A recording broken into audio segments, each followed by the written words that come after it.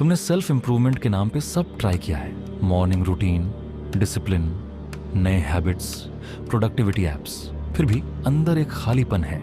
क्यों?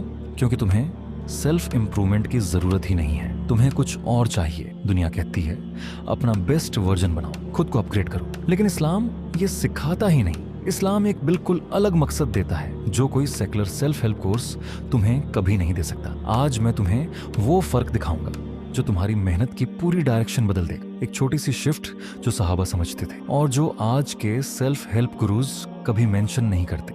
इस वीडियो के बाद तुम इंप्रूवमेंट को फिर कभी उसी नजर से नहीं देखोगे। The psychological trap. आजकल सेल्फ इंप्रूवमेंट एक इंडस्ट्री बन चुकी है।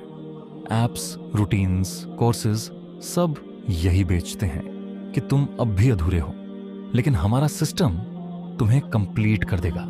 यहां एक ट्रैप है जो साइकोलॉजी में अच्छी तरह समझा गया है। जब तुम अपने आप को एक प्रोजेक्ट की तरह देखते हो जिसे हमेशा ऑप्टिमाइज करना है, तुम्हारा ब्रेन कभी अराइव्ड फील नहीं कर पाता। हर गोल कंप्लीट होते ही एक नया गोल सेट हो जाता है। ये रेस कभी खत्म नहीं होती। इसे कहते हैं हिडनिक ट्रेडमिल। खुशी हमेशा आगे खिसक जाती है जितना भी तुम दौड़ो। और इसका एक डार्क साइड भी है। जब तुम्हारा पूरा वर्थ इंप्रूवमेंट पे टिक जाता है तो जिस दिन तुम इंप्रूव नहीं करते उस दिन तुम्हें अपना आप कम लगता है। रेस्ट करना गिल्ट बनता है, ब्रेक लेना फेलियर लगता है। और ये लंबे समय का प्रेशर, एंजाइटी, थकान का मेन रीजन है। सबसे आयरॉनिक बात यह है, जितना ज्यादा तुम खुद को फिक्स करने की कोशिश करते हो अपनी ही विल पावर से, उतना ही ज्यादा तुम थक जाते हो, क्योंकि तुम एक अकेले इंसान हो अपने नफ्स से लड़ते हुए बिना किसी आउटसाइड हेल्प के। और यही वो जगह है जहां सेल्फ हेल्प की पूरी फिलॉसफी अधूरी रह जाती है, क्योंकि वो एक चीज भूल जाती है जो इस्लाम दिन के पहले ही दिन से सिखाता आया है। The divine reframe. कुरान में अल्लाह ने यूसुफ अलैहिस्सलाम की जुबानी एक आयत नाजिल की जो पूरी सेल्फ इंप्रूवमेंट इंडस्ट्री को एक लाइन में तोड़ देती है। सूरह यूसुफ आयत 53। और मैं अपने नफ्स को पाक नहीं ठहराता, बेशक नफ्स बुरा हुक्म देने वाला है सिवाय उसके जिस पर मेरा रब रहम करे। एक नबी, अल्लाह के चुने हुए रसूल ये कह रहे हैं कि मेरा अपना नफ्स मुझे भी बुरा हुक्म दे सकता है सिवाय उसके जिस पर मेरा रब रहम करे। इसका मतलब समझो, तुम अपने नफ्स को सिर्फ अपनी ताकत से, अपनी विल पावर से पाक नहीं कर सकते।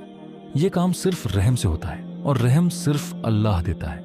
इसीलिए सूरह अन-नूर आयत 21 में अल्लाह फरमाता है, और अगर अल्लाह का फजल और उसकी रहमत तुम पर ना होती तो तुम में से कोई भी कभी पाक ना होता, लेकिन अल्लाह जिसे चाहता है पाक करता है। सुनो ये अल्फाज दोबारा, तुम में से कोई भी कभी पाक ना होता। ये आयत सीधा कह रही है सेल्फ इंप्रूवमेंट एक मिथ है। अगर उसमें अल्लाह शामिल नहीं है, तुम्हें सेल्फ इंप्रूवमेंट नहीं चाहिए। तुम्हें अल्लाह इनेबल्ड तज़किया चाहिए, मतलब अल्लाह के जरिए दिल और नफ्स को बुराइयों से पाक करना और उन्हें अच्छाइयों से संवारना। नफ्स की पाकीज़गी जो सिर्फ अल्लाह के फजल से आती है। ये तुम्हें लेजी बनने का लाइसेंस नहीं दे रहा, ये तुम्हें ये बता रहा है कि तुम्हारी मेहनत की डायरेक्शन बदलनी है। तुम खुद को बेटर वर्जन बनाने की कोशिश नहीं कर रहे, तुम अल्लाह से मांग रहे हो कि वो तुम्हें पाक करे। फर्क बहुत बड़ा है। एक में तुम अकेले हो, दूसरे में तुम्हारे साथ तुम्हारा रब है। यहां से वीडियो का बेस्ट पार्ट शुरू होता है। अब प्रैक्टिकल बात करते हैं। 3 सुन्नत बेस्ड स्टेप्स जो तुम आज से शुरू कर सकते हो। स्टेप 1, नीयत। पहले फिक्स करो नबी सल्लल्लाहु अलैहि वसल्लम ने फरमाया, बेशक अमल का दारो मदार नियतों पर है।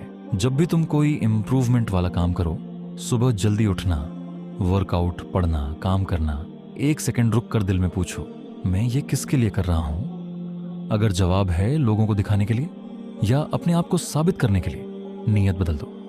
या अल्लाह, मैं ये तेरी रजा के लिए कर रहा हूं। यही एक शिफ्ट, वही काम जो पहले सिर्फ ईगो के लिए था, अब इबादत बन जाता है। स्टेप 2, ये दुआ रोज मांगो।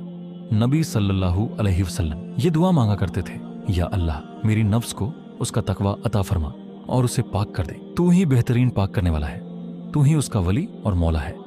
ये दुआ खुद एक एक्सेप्टेंस है कि पाक होना तुम्हारे बस की बात नहीं, ये अल्लाह के बस की बात है। रोज ये दुआ मांगो, खसक कर जब तुम अपनी किसी आदत से फ्रस्ट्रेटेड हो। स्टेप 3, छोटी कंसिस्टेंसी। नबी सल्लल्लाहु अलैहि वसल्लम ने फरमाया, अल्लाह को सबसे प्यारा अमल वो है जो हमेशा हो, चाहे कम हो। सेल्फ इंप्रूवमेंट कल्चर तुम्हें एक्सट्रीम ट्रांसफॉर्मेशन बेचती है। इस्लाम तुम्हें छोटी, कंसिस्टेंट, इखलास वाली आदत सिखाता है। एक नमाज वक्त पे, एक दुआ सुकून से, एक दिन भी ना छूटने वाला छोटा अमल। ये स्लो लगता है, लेकिन यही वो चीज है जो अल्लाह के नजदीक असल इंप्रूवमेंट है।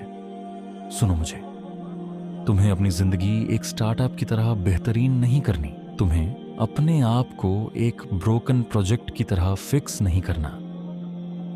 तुम इंसान हो, अल्लाह के बंदे हो, और एक बंदा अपने आप को नहीं बनाता, सही नहीं कर सकता। उसका मालिक उसे बनाता है, उसे हिदायत देता है।